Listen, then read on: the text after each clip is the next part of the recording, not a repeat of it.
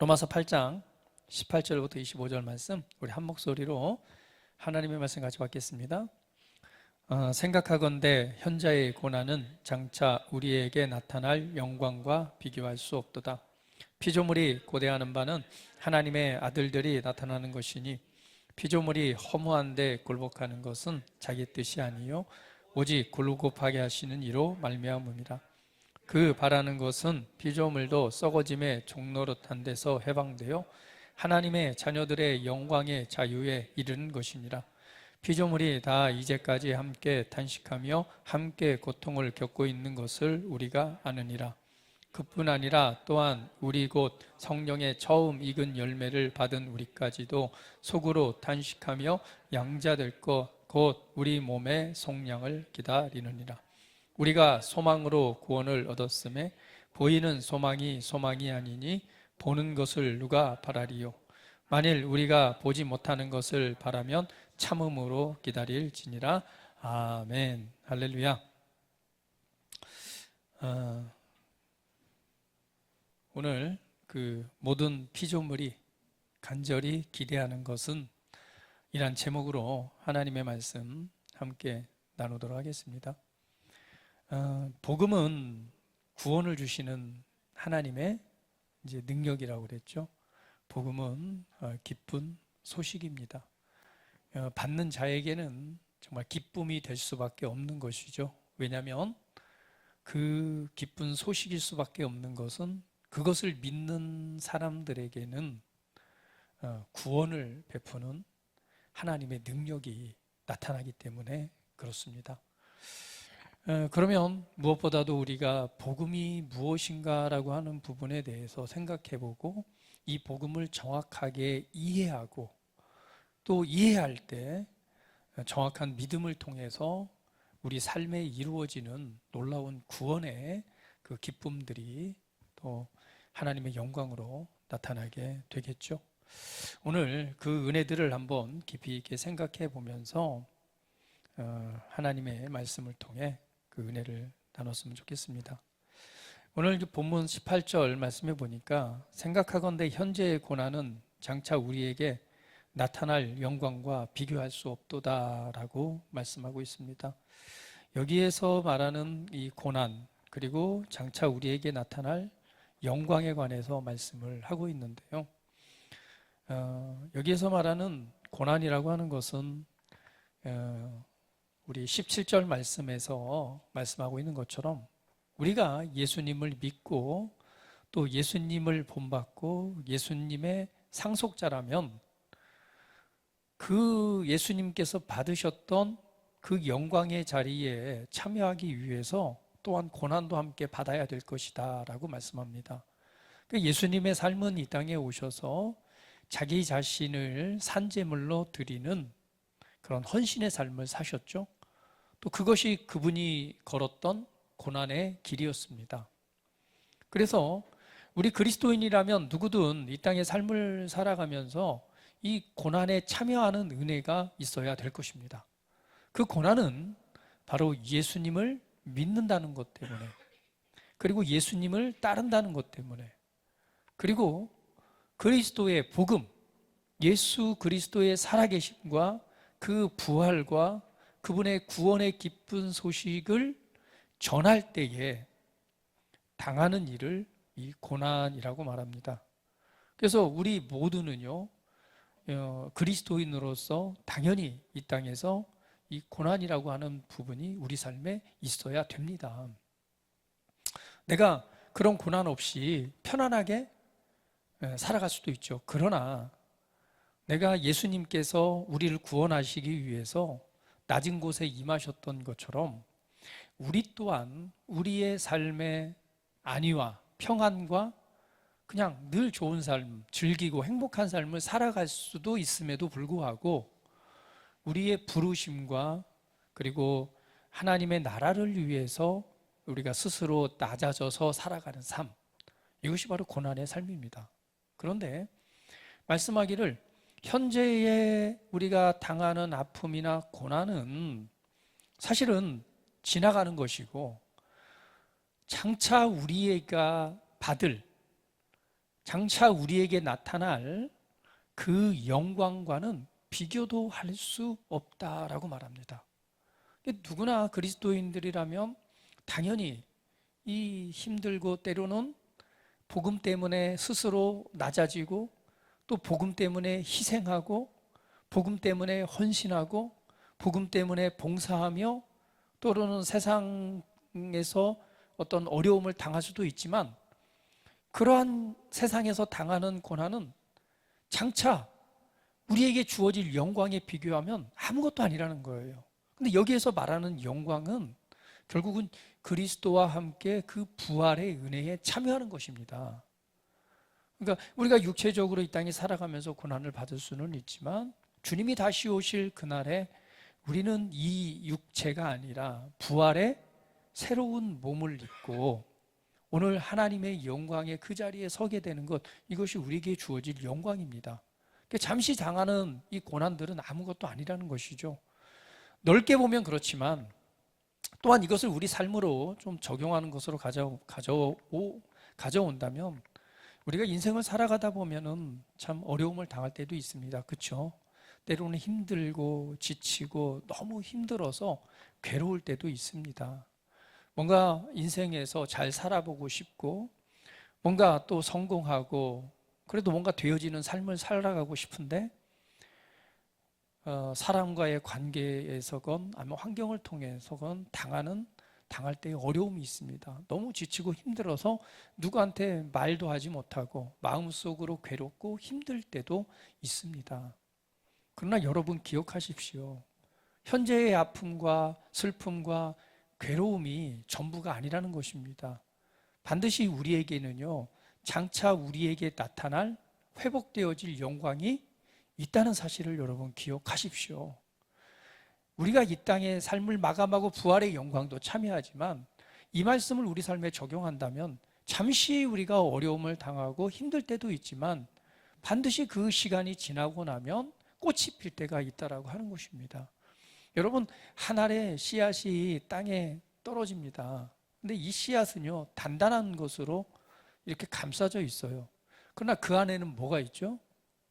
생명이 있고, 그리고 그 이후에는 그 씨앗이 깨어지고 나면은요, 거기에서 아름다운 꽃이 핍니다. 그리고는 결국에는 아름다운 열매를 맺는 것을 보게 됩니다. 마찬가지로 오늘 우리가 이 땅의 삶을 살아가는 동안에서 매일 힘들고 일평생이 힘들 수는 없는 거예요. 우리가 기대하는 것은 우리 안에는 이 영광에 참여할 수 있는 은혜가 있다고 하는 사실입니다. 근데 은혜가 꽃을 피고 나타나기 위해서는 반드시 뭐 해야 돼요? 썩어져야 됩니다. 단단한 껍질이 깨어져야지만이 거기에서 씨앗이 싹이 나오고 꽃이 피고 열매를 맺는 것이죠. 그래서 힘들고 그 어려운 시기는 누구나 당할 수 있고, 그리고 그때에 단단한 우리 자신의 껍질이 깨어지고 썩어지고 나면 거기에서 싹이 나오고요, 거기에서 변화되는 그런 놀라운 꽃이 피고 열매가 맺어지는 일들이 나타나게 될 것입니다. 그래서 여러분, 마음이 힘들고 지치고 낭망되고 정말 힘들 때에 우리 자신을 깨트리는 일을 해야 되는 거예요. 썩어지는 일을 해야 되는 것입니다. 그것은 뭐냐면 이 단단한 껍질을 깨트리는 건 다른 것밖에 없어요. 우리 하나님의 말씀을 붙잡고 그분을 의지하고 신뢰하고 그리고 그분의 말씀을 깊이 있게 묵상해 보면서 우리의 잘못된 사고방식과 생각과 마음들을 하나님의 말씀으로 새롭게 하는 그 과정들을 거친다면 우리를 단단하게 감싸고 있는 이 껍질들이 썩어지고 깨어지고, 그러고 나면 그곳에서 싹이 나고 그리고 꽃이 피고 자라나서 열매가 맺는 그 영광의 자리에 서게 될 것입니다. 그러므로 여러분, 절망하거나 낙심하거나 좌절하거나 포기하지 마십시오. 바로 그때가 내 자신이 변화될 때고, 바로 그때가 이 단단한 나의 껍질이 깨어질 때입니다. 반드시 깨어져야지만이 그곳에 있는 하나님의 은혜와 또 나를 향한 하나님의 풍성함이 꽃이 피게 될 것입니다. 그것을 바라보면서 여러분, 용기와 힘을 잃지 마시기를 예수님의 이름으로 축복을 드립니다. 그런데 여러분, 복음은 모든 믿는 자에게 구원을 주시는 하나님의 능력이라고 그랬습니다. 오늘 이 본문의 말씀들을 보게 되면은 피조물이 고대하는 바는 하나님의 아들들이 나타나는 것이라고 그랬습니다. 여기에서 피조물들이 고대하는 것, 피조물들이 간절히 원하고 간절히 기대하는 것은 하나님의 아들들이 나타나는 것이래요. 여러분, 놀라운 말씀이지 않습니까? 조금만 생각해 보면 모든 피조물들이 간절히 기대하는 것이 있는데, 그것은 하나님의 아들이 나타나는 것이 아니라 하나님의 아들들이 나타나는 것이래요. 하나님의 아들은 예수 그리스도이십니다. 그런데 우리가 복음을 이해하고 아는 데 있어서 중요한 것은 오늘 하나님의 아들들이 나타나는 것이라고 그랬으니까 예수님을 비롯해서 하나님의 단순히 예수님의 혼자 아들이 아니라 예수님을 통해서 나타날 하나님의 아들들에 관한 이야기입니다. 이것이 바로 복음입니다. 여러분, 복음의 기쁜 소식은 우리에게 구원을 주시는 하나님의 능력이라고 그랬습니다. 그러면 어떻게 이게 구원이 일어나고 어떻게 이 해방이 되고 자유케 되고 이러한 일들이 일어나는가? 그 복음의 깊이 있는 내용을 들여다보면 이것과 같습니다. 먼저는요, 우리가 하나님의 이 창조에 대해서 조금은 한번 묵상해 보고 생각해 볼 필요가 있습니다. 하나님께서 사람을 만드셨을 때는요, 하나님 속에 있는, 하나님의 안에 있는 하나님의 이 본성을 우리 사람에게 주셨습니다. 왜냐하면 성경 그대로 우리가 우리의 모습과 우리의 형상을 따라 사람을 만들자라고 했고, 하나님께서 그 하나님의 모양대로 흙으로 사람을 모양의 형체를 만든 다음에 하나님의 기운, 하나님의 생명과 그분의 살아있는 그분의 본성을 이 코에 생기라는 걸 통해서 후 하고 불어넣으니까 살아있는 사람이 된 것입니다. 그래서 사람에게는요, 하나님께서 그분 안에 있는 생명을 주셨고, 하나님께서는요, 그분 안에 있는 올바름, 의라고 하는 것을 주셨습니다. 그것을 하나님은 가르쳐서 내가 너에게 복을 줬다라고 말하는 거예요. 그러면서 말씀하기를 너희는 내가 이 준 땅들을 다스려라 라고 말씀합니다. 그러면서 하나님과 하나 되어서 친밀하게 교제하는 삶을 살아가게 되죠. 그것이 첫 번째 사람을 향한 하나님의 놀라운 계획이었음을 우리가 알게 됩니다. 그런데 어떤 일이 일어나죠? 이 사단의 이 속임을 통해서 이것이 깨어지는 일이 일어납니다. 그래서 먼저 뭐가 들어와요? 하나님과의 약속을 깨트리는 죄가 들어오게 되죠. 그래서 죄가 들어옴으로 말미암아 드디어 하나님께서 주신 올바름, 의가 상실돼 버립니다. 죄가 들어오면서 함께 따라오는 게 뭐예요? 하나님의 생명을 잃어버리는 사망에 이르게 됩니다. 이제는 복을 받은 자가 아니라 그것으로 말미암아 저주받은 자가 되는 거예요. 이제는 다스리는 자가 아니라 반대로 그냥 종이 되어서 죽음을 무서워함으로 일생 동안 두려움에 이 종이 된 자의 삶으로 떨어지게 됩니다. 그리고 하나님과의 관계가 분리가 돼버리고 나죠.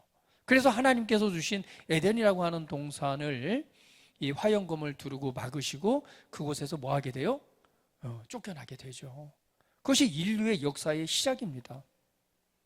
그러면 복음의 기쁜 소식은 뭐냐면 바로 하나님께서 사람을 사랑하시고 저와 여러분을 사랑하셔서 다시 한번 이것을 회복하기를 원하셨고 그것이 하나님의 계획이었고 그 하나님의 계획을 언제부터요? 바로 태초의 사람 아담 때부터 실행하기 시작을 하십니다. 사단에게 빼앗겼던 모든 것들을 회복시키길 원하셨고 그 계획이 바로 이 이스라엘이라는 민족을 선택해서 이스라엘 역사를 통해서 그것을 보여주고 계신 거죠.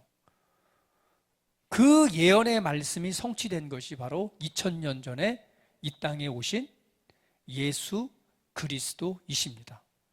그래서 예수님께서는 이 땅에 오셔서 말씀하시기를 나는 너희에게 생명을 주기 위해서 왔다.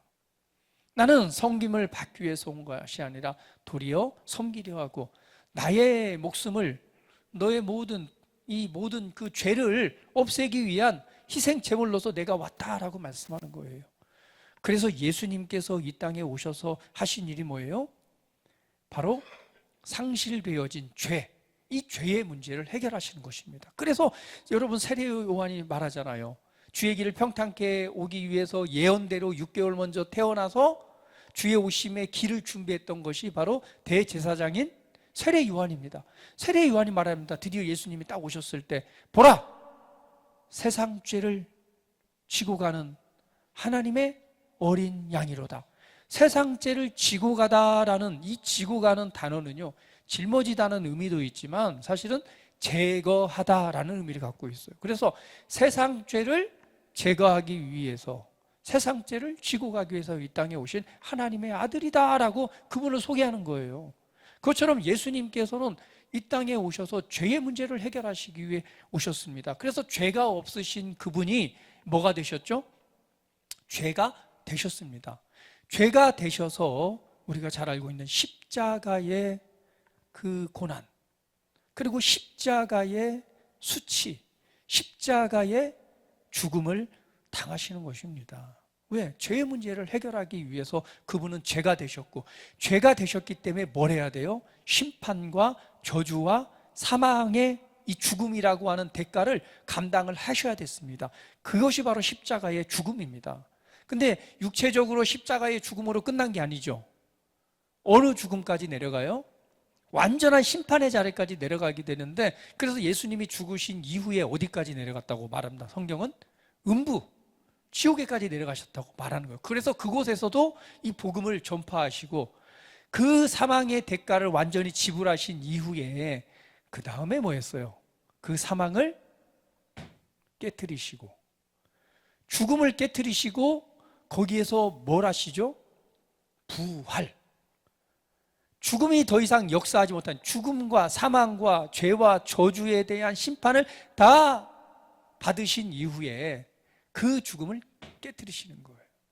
그 죽음에서 일으키심을 받으셔서 약속하신 대로 3일 만에 부활의 새로운 부활의 몸으로 다시 살아나셨습니다. 그러면 이것으로 끝난 것이냐? 그렇지 않습니다. 예수님의 부활은 바로 죄, 상실되어진 이 죄의 문제를 해결함으로 바로 하나님의 의를 회복하셨고요. 그리고 그 죄의 문제가 해결됨으로 말미암아 하나님의 사망을 제거하고 하나님의 놀라운 생명을 회복하셨습니다. 이제는 저주받은 자가 아니라 예수님께서 그런 모든 저주를 다 감당하심으로 다시 복이 되게 하셨습니다. 성경은 기록하기를 하늘에 있는 신령한 복으로 복 주셨다고 말하잖아요. 이제는 더 이상 종으로서 죽음에 매여 종노릇하는 자가 아니라 신분을 완전히 바꾸는데 하나님의 아들이 되게 하셔서 아들의 권세를 갖고 다스리는 자가 되게 하십니다. 하나님과 분리된 자가 아니라 오늘 그 십자가의 속량을 통해서 하나님과 하나됨의 자리에 서게 하시죠. 바로 그 결과가 우리가 알고 있는 새로운 피조물입니다. 한번 고백해 볼까요? 그리스도 안에 있으면 새로운 피조물이라. 이전 것은 지나갔으니 보라, 새 것이 되었도다. 예수님의 십자가의 대속, 십자가의 속량을 통해서 모든 것을 회복하신 이후에 그 은혜를 통해서 바로 저와 여러분 새로운 창조, 새로운 피조물로 새로운 창조를 이루심으로 하나님의 뜻을 완성하십니다. 할렐루야. 그래서 무엇이 회복되는 거예요? 그 새로운 피조물은 하나님의 아들이 되는 것입니다. 그래서 우리 지난주도 말씀 나눴지만은 그래서 우리가 이 복음의 은혜를 통해서 예수님께서 행하신 일과 그 일에 대한 결과인 그리스도인인 하나님의 아들인 내가 누구인가를 올바로 아는 것이 이 바로 복음이 무엇인가를 아는 것이고, 이 복음을 안다라고 하는 것은 결국은 우리 삶을 구원하는 하나님의 능력으로 나타나게 된다는 사실입니다. 그래서 성경 말씀대로 우리가 그리스도와 함께 죽었고 그리스도와 함께 장례가 치러졌고, 예수님이 일으키심을 받을 때 우리도 함께 일으키심을 받았고, 예수님이 하늘에 앉히실 때 우리도 함께 하늘에 앉게 되었다라고 말씀을 하고 있는 것입니다. 우리의 신분이 이제는 종이 아니라, 그리고 죄가 사망이 역사하고 저주가 역사하는 것이 아니라 오늘 하나님의 생명이 역사하고 하나님의 의가 회복되고 하늘의 신령한 복으로 복을 받은 자요, 더 나아가서는 아들의 권세를 갖고 하나님과 하나됨의 자리에 세워지게 된 것이 바로 새로운 피조물이요, 그것이 곧 하나님의 아들의 삶이 된 것입니다. 이것이 저와 여러분에게 이루어진 일입니다. 그러면 오늘 하나님의 아들로서의 삶은 어떤 삶인가? 성경은 말하기를 우리를 가리켜서 하나님의 아들이라고 표현합니다. 더 나아가서는 또 뭐라고 말해요? 너희는 왕이라다라고 표현하는 거예요. 왕 같은 제사장이라고 말하잖아요. 왕이라고 하는 것은 무엇을 의미합니까? 왕은요, 권세와 다스리는 자예요. 그래서 다스릴 수 있는 그 권세가 회복된 것을 말합니다. 제사장이라고 하는 건 뭐예요? 예배자입니다. 우리는 어느 곳 어느 자리에든지 삶을 통해서 하나님을 높여드릴 수 있는 예배자로서의 삶을 살아가는 거예요. 예전에는 그렇게 했어요? 못했어요? 할 수 없었습니다. 그러나 이제는요, 어떤 매개체가 아니라 우리 각자 개인이 내가 있는 직장 안에서, 내가 있는 그곳에서 하나님을 경배하고 찬양하고 예배드릴 수 있는 그러한 예배자가 된 것입니다. 더 나아가서는 우리를 거룩한 성전이라고 말하잖아요. 거룩한 성전, 하나님의 영이 임마누엘 함께 하시는 성전이 된 것입니다. 예전에는 어땠어요? 우리가 회복되기 전에는요, 구약의 성도들에게는, 그 사람들에게는 하나님이 그들을 성전으로 삼을 수 있어요, 없어요? 죄와 연합할 수 없기 때문에 할 수가 없습니다. 단지 하나님의 어떠한 역사와 뜻을 위해서 잠시 성령님이 그 안에 임재해서 그 역사를 이루고 떠나가기도 하고 그러잖아요. 잠시 하나님의 특별한 사람들에게만 그 일들이 있었지만, 이 모든 사람이 하나님의 영 안에서 하나님이 임재해 계시는 성전으로서는 기능하지 못했습니다. 그렇기 때문에 뭐가 필요했어요? 성전이 필요했던 거예요. 왜? 하나님이 함께 하시기 위해서. 그래서 이스라엘 백성들에게 내가 너와 함께 하기 원하니까 너희들 회중 가운데 뭘 지어라? 성막을 지으라고 말하잖아요. 그리고 내가 그곳에 너희와 함께 하겠다라고 말씀합니다. 이 천막으로 지어진 성막이 발전해서 성전이 되잖아요. 그래서 예수님 시대 때에도 얼마나 큰 성전이 있었습니까?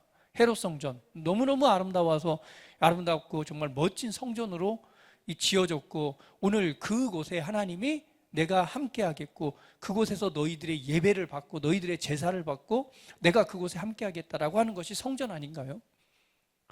왜? 하나님이 함께 하길 원하셨지만 우리와 연합할 수는 없었던 거예요. 그런데 예수님께서 오셔서 말씀하죠. 이 성전을 허물라 내가 사흘 만에 다시 짓겠다.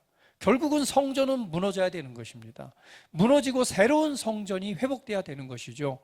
그것이 그리스도를 통해서 완성이 되는데, 바로 하나님의 아들이 되어짐으로 하나님의 영이 우리 안에 성전을 두고 거하심으로 그것이 완성되어집니다.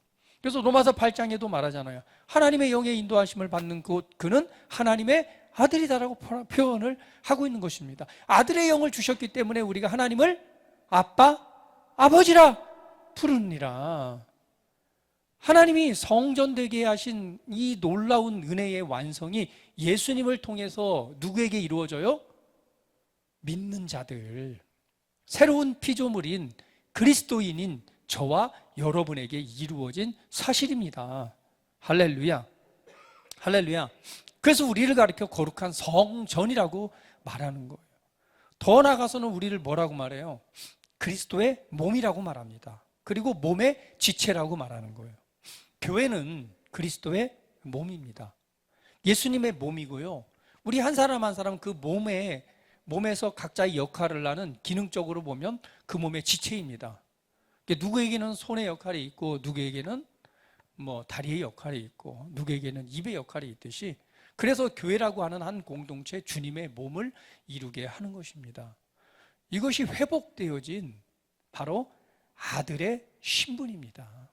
하나님의 이 복음은 왜 구원을 나타내는 이 기쁜 소식이고 능력이 되느냐? 여기에는 정말 놀라운 회복과 놀라운 이루 말할 수 없는 정말 초자연적이고 천지가 개벽할 일들이 이루어지는데, 이것은 뭐냐면 과거의 옛사람인 우리가 장래가 치러지고 그리스도 안에서 새로운 피조물로 지어지는데, 새롭게 창조가 되는데, 그것이 곧 뭐예요? 하나님의 아들인 것입니다. 하나님의 아들이기 때문에 아들의 권세를 가지고 왕같은 제사장이요 거룩한 성전이요 주님의 몸의 지체가 되는 이 놀라운 신분으로서의 회복이 저와 여러분 안에 이루어진 사실입니다. 그리고 더 나아가서는 뭐라고 말해요? 그러한 이제 우리를 이 세상에 보냈다라고 말하는 거예요. 그 성경은 그리스도의 대사들이라고. 우리 옆 사람 보시면서 당신은 그리스도의 대사입니다.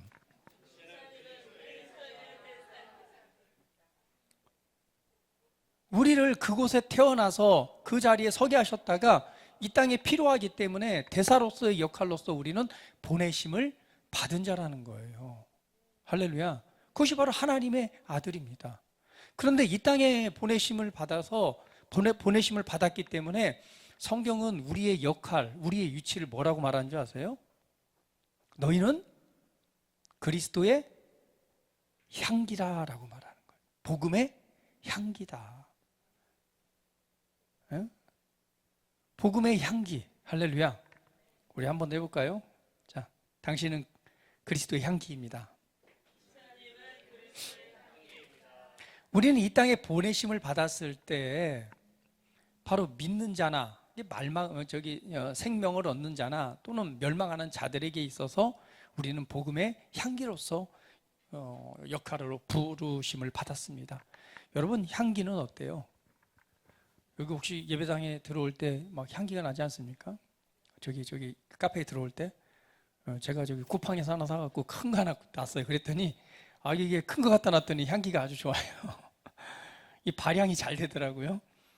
처음에 들어오면 은은한 향기가 쫙 퍼져 있는 게 너무 좋아요.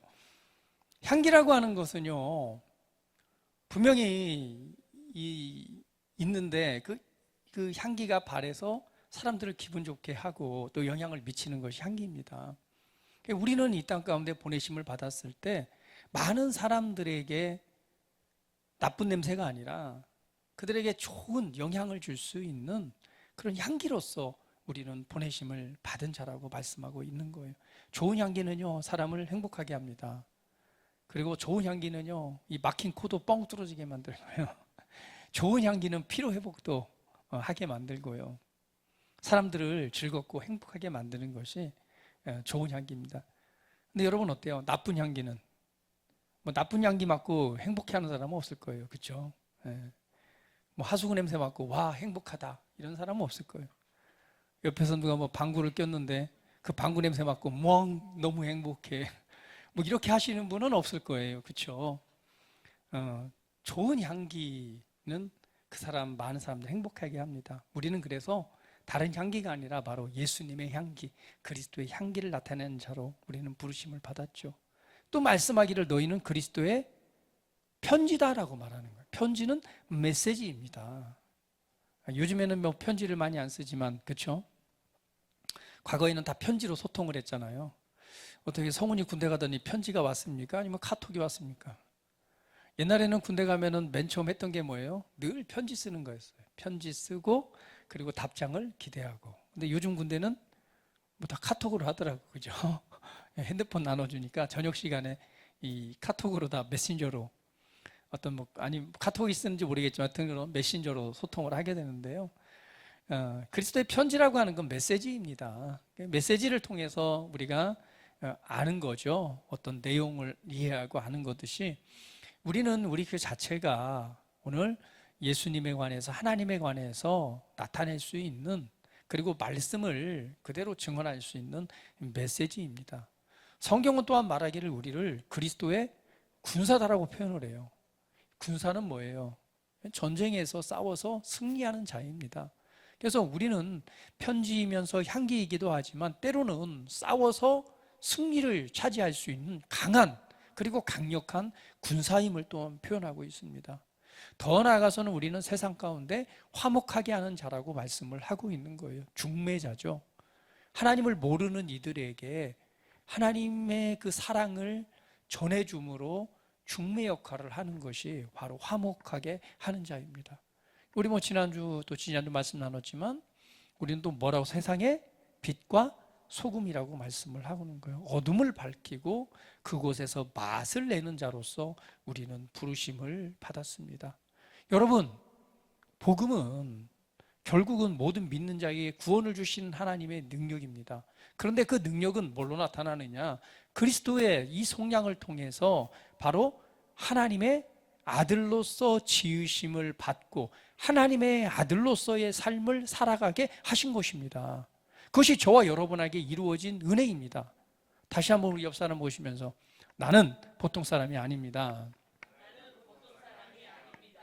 우리는 이 사실에 대해서 명확하게 알고 인식하고 고백하고 이것을 붙잡아야 됩니다. 나는 누구인가? 그리스도 안에서 나는 하나님의 아들로서 부르심을 받았고 하나님의 아들이 되었고 아들의 삶으로 부르심을 받았다는 거죠. 이제 나의 신분은 이 보통 사람이 아니라 하나님의 아들로서 하나님의 아들의 상속자로서의 삶을 살아가고 왕으로서 제사장으로서 거룩한 성전과 예수님의 몸으로서 살아가는 나는 그러한 자라는 것을 여러분 이해하고 알아야 됩니다. 날마다 일어나면서 하십시오. 나는 보통 사람이 아닙니다. 나는 하나님으로부터 하나님의 아들로 지으심을 받아서 하나님과 생명과 의로 하나님의 아들로 지으심을 받아서 이 땅 가운데 보내심을 받아 어떤 역할을 해야 되는 그런 자입니다 라고 고백하십시오. 오늘의 본문 말씀으로 돌아와서 19절 말씀에 이렇게 말합니다. 모든 피조물이 고대하는 바는 하나님의 아들들이 나타나는 것이니. 할렐루야. 이 피조물이라고 하는 것은 무엇을 의미합니까? 모든 것입니다. 사람을 비롯한 모든 것입니다. 모든 피조물들이 고대하는 바가 있어요. 간절히 원하는 바가 있습니다. 바로 뭐예요? 하나님의 아들들이 나타나기를 원하는 거예요. 근데 왜 하나님의 아들들이 나타나기를 원하는가? 20절에 보니까 피조물이 허무한데 굴복하는 것은 자기 뜻이 아니요 오직 굴복하게 하시는 이로 말미암음이라. 그 바라는 것은 피조물도 썩어짐의 종노릇한 데서 해방되어 하나님의 자녀들의 영광의 자유에 이르는 것이니라. 모든 피조물들이 간절히 바라고 있는 것이 있습니다. 썩어질 것에 종노릇하는 것이 아니라 하나님의 아들들의 자유의 영광에 이르기를 간절히 원하고 바라고 있다는 사실을 여러분 기억하십시오. 모든 피조물들은 지금 누가 필요한 거예요? 하나님의 아들들이 필요한 것입니다. 할렐루야. 여러분 생각해 보십시오. 이 피조물로 조금 더 우리 삶의 확장을 해본다면요, 수많은 지금 자동차들이 제작돼서 쓰임받고 있잖아요. 그 자동차들도요 바라는 게 있어요. 뭔지 아세요? 하나님의 아들이신 우리 장로님이 나를 좀 타줬으면 좋겠다. 허무한데 썩어질 곳에 쓰임받는 것이 아니라 하나님의 아들을 태우고 그 영광에 이르기를 원하는 거예요. 우리 육간사님이 열심히 농사를 짓지만요, 그 농사의 상추도요, 예? 다른 사람 입속에 들어가기를 기뻐하지 않습니다. 썩어질 곳에 들어갈 기뻐하는 것이 아니라 하나님의 아들의 영광에 참여하기를 원하시는 거예요. 그 은혜에 이르기를 원하는 거예요. 그 상추마저도요, 누구에게? 우리 장로님의 입속에 들어가기를 간절히 바라고 있다는 거예요. 여러분, 물질도 마찬가지입니다. 돈도요, 썩어질 곳에 허무한데 굴복해서 지금 살아가고 있지만 그 돈도 고통이에요. 왜? 하나님의 아들들이 나타나서 그 아들의 영광에 이르기를 간절히 기대하고 있습니다. 할렐루야. 여러분 주변에 있는 많은 사람들, 그리스도를 알지 못하는 이들도 마찬가지입니다. 많은 모든 피조물들이 다 허무한 곳, 헛된 것, 썩어짐에 어쩔 수 없이 종노릇하고 굴복하며 살아가고 있지만 그들이 간절히 원하고 바라는 것은 뭐냐? 하나님의 아들의 자유의 영광에 이르는 것입니다. 할렐루야. 여러분, 눈을 들어서 바라보십시오. 따라해봅니다. 나는 하나님의 아들입니다. 모든 피조물이 나를 기다립니다. 제발 하나님의 아들들이 좀 나타나서 나를 구원해 주길 원하는 거예요. 이렇게 바라고 원하고 있는데 우리가 나는 아니야, 나는 할 수 없어 라고 우리가 그냥 생각과 마음이 위축되어서 그냥 그렇게 살아간다면 안 되겠죠. 모든 피조물들은요, 하나님의 아들들이 나타나서 제발 나 좀 써주세요. 하나님의 아들들이 나타나서 제발 나를 이 거룩한 곳에, 존귀한 곳에 나를 좀 써주세요. 간절히 기다리고 간절히 바라고 있대요. 그러면서 말하기를, 이 22절 말씀해 보니까 피조물이 다 이제까지 함께 탄식하며 함께 고통을 겪고 있는 것을 우리가 아느니라.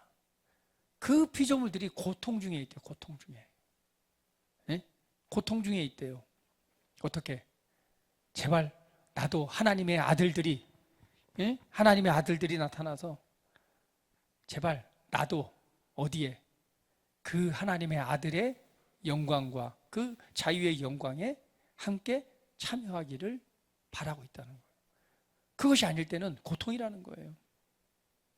여러분 이렇게 생각할 수 있습니다. 아니 그게 무슨 생물입니까? 무생물 아닙니까? 아니 돌덩이가 이게 뭐 무생물이지 이게 생물인가요? 근데 여러분 보십시오. 사단이요, 예수님을 시험할 때 뭐라고 한지 아세요? 이 돌덩이가 떡이 되게 하라. 이렇게 시험하잖아요. 금식에 있을 때. 여러분 돌이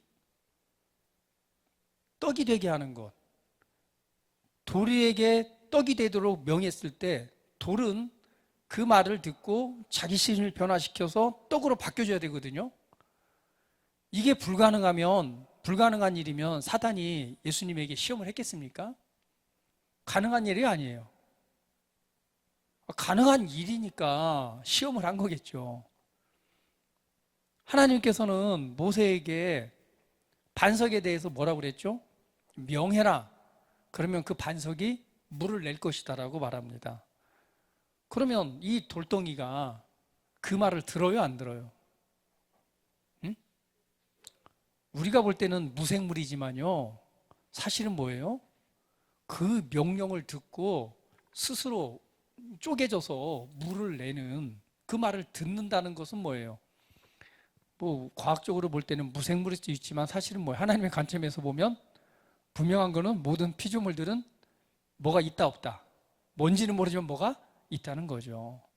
여러분 마른 뼈들에 대해서 명한 거 아시잖아요. 이 뼈들아 라고 뼈들이 생기를 얻고 살아날 것을 명하니까 수많은 뼈다귀들이 다 썩어가지고 뼈다귀밖에 안 남았는데요, 이 뼈들이 그냥 어떻게 지들끼리 막 그 말을 듣고는요, 따다다닥 움직여서 각자의 자기의, 응? 예를 들면 뭐 장로님 뼈, 육간사님 뼈, 공중주사님 뼈가 있다. 다 섞여져 있는데 이 뼈들아, 저기 자리를 찾고 그냥 생기야 막 갔더니 이 뼈들이 그냥 서로 섞이는 게 아니에요. 여기 머리가 저쪽 머리에서 바뀌는 게 아닙니다. 자기 뼈들이 자기 자리를 찾아서 짜자자자 자기 몸을 형성하는 거예요. 그리고 나서 핏줄과 힘줄이 생기고 나서 이 군사가 돼버리잖아요. 우리가 볼 때는 죽어 있는 것 같지만 사실은 뭐예요? 그것들도요, 말을 듣고는 반응해서 움직여서 일어나는 것이 이 성경에 기록되어진 일들입니다. 여러분, 모든 피조물들, 이 돈도요, 이게 아무것도 없는 것 같지만 이 돈들도 뭐예요? 아우, 나도 이 썩어진 데서, 참 이 썩어진 데 내가 이 고통받고 있으니까 제발 하나님의 아들들이요, 제발 좀 나 좀 써주세요. 어떻게? 하나님의 영광을 위해서, 하나님의 아들의 손에 들려져서 하나님의 나라와 의와 그 영광을 위해서 사랑으로 구제하고 나눠주고 베풀고 섬기고 하나님의 의를 이루는 일에 제발 나도 쓰임받고 싶어요. 내가 지금 이 나쁜 짓에, 그죠? 사람을 죽이고 사기치는 일에, 보이스 피싱에 쓰임받는 거 얼마나 고통스러워요. 돈들도 고통받고 있다니까요. 제발 하나님의 아들이여, 제발 나를 구원해 주세요. 모든 피조물들은요, 하나님의 아들들이 나타나기를 고대하고 있습니다. 여러분, 이것을 여러분 인식하시고 세상을 바라보시고 세상을 대면하시기를 예수님의 이름으로 축복합니다. 우리 연우 형제 있지만은요, 피조물들이 제발 하나님의 아들 연웅님이여, 제발 나를 당신의 손에 의탁하나이다. 나를 통해서 이 멋진 건물을 좀 세워주세요. 그들도 쓰임받을 때 기뻐한다니까요. 어떻게? 하나님의 아들의 손에 들려져서 쓰임받으니까. 모든 피조물들이 하나님의 아들들이 나타나기를 간절히 기대하고 있다. 다 이제까지 함께 탄식하며 함께 고통을 겪고 있는 것을 우리가 안다라고 말씀하고 있습니다. 할렐루야. 더 나아가서는 뭐라고 말해요? 그뿐 아니라 또한 우리 성령의 척은 입은 열매를 받은 우리까지도 속으로 탄식하며 양자될 것을 우리 몸의 속량을 기다리느냐. 우리도 마찬가지로 우리 몸 자체가 뭐예요? 우리 몸 자체가 영광으로 변화되는 것을 간절히 바라고 있다는 거예요. 할렐루야. 여러분, 모든 피조물들이 간절히 기대하는 것은 하나님의 아들들이 나타나는 것입니다. 이제는 우리 하나님의 아들들이 나타내야 될 때입니다. 이런 인식, 이런 믿음을 가지고 세상을 대면하시고 여러분의 삶을 대면하시고 이 세상을 바라보시고 그들이 기대하는 바를 이루어주시기를 예수님의 이름으로 축복합니다. 그래서 선포하십시오. 세상아, 내가 간다. 야, 내가 바로 하나님의 아들이야. 운전대를 잡을 때도 너 내가 하나님의 아들이야. 뭘 손을 대던 사람을 대면하던 뭐하던 그들이 누굴 기다린다고요? 하나님의 아들들이 나타나기를 기대하고 있습니다. 아들은 해방을 주고 자유를 주고 그 아들의 영광에 참여하기 때문에 그렇습니다. 여러분, 사람을 대하던 세상을 대하던 무엇을 대하던 오늘 이 복음이 실제가 되어서 우리 안에 이루어진 일입니다. 새로운 피조물, 하나님의 아들이 되게 하셔서 아들의 삶을 살아가게 하셨습니다. 모든 피조물들은 바로 이 하나님의 아들들이 나타나기를 고대하고 있습니다. 여러분 삶 안에 하나님의 아들로서, 오늘 하나님의 아들로서 여러분의 삶을 바라보시고 대면하시고 그것을 손잡으시고 그리고 그렇게 선포하시고 말하시고 행동하시고 만지셔서 오늘 하나님의 아들들을 통해서 하나님의 아들의 영광에 이르는 은혜가 여러분 삶에 가득하기를 예수님의 이름으로 축복합니다. 우리 옆 사람 보시며 축복합니다. 당신은 하나님의 아들입니다. 모든 피조물이, 세상이 당신을 기다리고 있습니다.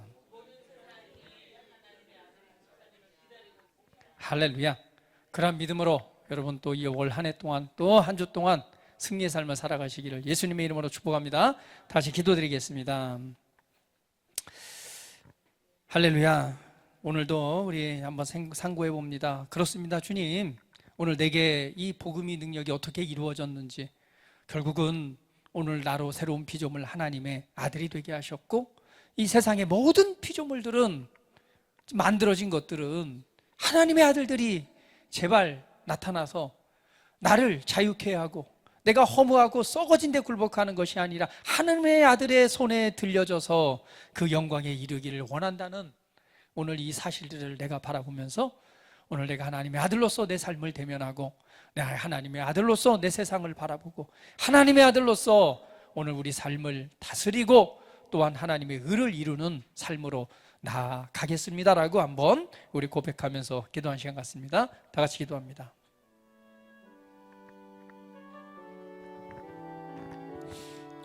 존귀하신 아버지 하나님, 감사합니다. 오늘 우리 안에 이루어진 아버지 하나님의 놀라운 사랑과 은혜를 한번 말씀을 통해서 이 시간 붙잡습니다. 모든 피조물들이 간절히 기대하고 소망하는 것은 바로 하나님의 아들들이 나타나는 것이라고 그랬습니다. 오늘 복음은 모든 믿는 자에게 구원을 주시는 하나님의 능력으로, 그러나 이 복음은 결국은 우리 한 사람 한 사람이 예수 그리스도의 속량을 통해서 하나님의 아들이 되게 하는 것이고, 또한 아들의 삶으로서 살아갈 때에 삶에 필요한 모든 것이 구원되고 해방되어지고 자유케 되어지는 은혜가 나타남을 보게 됩니다. 모든 피조물들도 이 하나님의 아들들의 손에 붙잡혀서 오늘 그 영광에 참여하기를 원한다라고 성경은 우리에게 말씀하고 있습니다. 살아계신 아버지 하나님, 이제 우리가 세상을 바라보고 세상을 대면하고 바라볼 때에 우리가 어떻게 생각하고 어떻게 믿음으로 붙잡고 나아가야 될지를 다시 한번 이 시간 바라봅니다. 우리는 연약한 자가 아닙니다. 우리는 썩어짐의 종노릇한 자가 아니라 하나님의 아들로서 부르심 받아서 아들로서 구원하고 해방하고 많은 이들에게 영향을 미칠 수 있는, 또 모든 피조물 위에 선한 영향을 나타낼 수 있는 그런 하나님의 아들임을 기억하고, 오늘 믿음으로, 말씀으로, 또한 말씀을 믿는 능력으로 삶을 대면하고 나아가는 우리 사랑하는 모든 지체들이 되기를 원합니다. 오늘 이 하나님의 말씀을 붙잡고 삶을 대면하여 나갈 때에 구원과 해방과 더 나아가서는 하나님의 영광에 이르는 놀라운 선하고 아름다운 빛의 은혜들이 삶을 지배하고 다스리며, 또한 이것이 협력하여서 하나님의 선함과 의를 이룰 수 있는 열매로 나타나게 하시옵소서. 우리 사랑하는 성도들이 위해 이 시간 기도하오니 하나님의 영을 충만하도록 부으시고, 주여 임재하시사 강건하게 하시고, 주여 임재하시사 성령으로 말미암은 지혜와 명철과 담대함과 강함으로 채우시고 안기시옵소서. 삶에 필요한 모든 것들을 채우시고 안기시고 다스리며 하나님의 구원의 영광을 선포하는 삶이 되게 하시옵소서. 감사드리며 존귀하신 예수 그리스도의 이름으로 기도합니다. 아멘.